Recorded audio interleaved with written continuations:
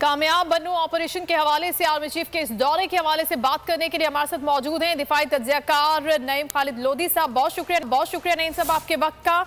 बहुत ही कामयाब ऑपरेशन और उसके बाद आर्मी चीफ का ये दौरे वजीरिस्तान और तरबेला का दौरा किस तरह से देख रहे हैं आने वाले वक्त में आप?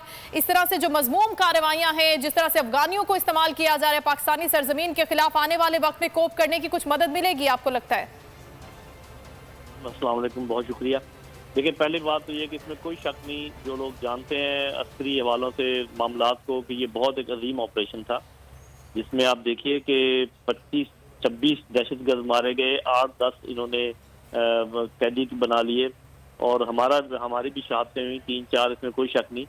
लेकिन साफ ज़ाहिर है जिस तरीके से दहशतगर्दों ने कब्जा किया हुआ था सारे मामले को, उससे छुड़वाना और एक आध मेरा ख्याल है कि ये माली शहीद हुआ, बाकी सारे छुड़वा लिए गए। ये बहुत ही जहानत से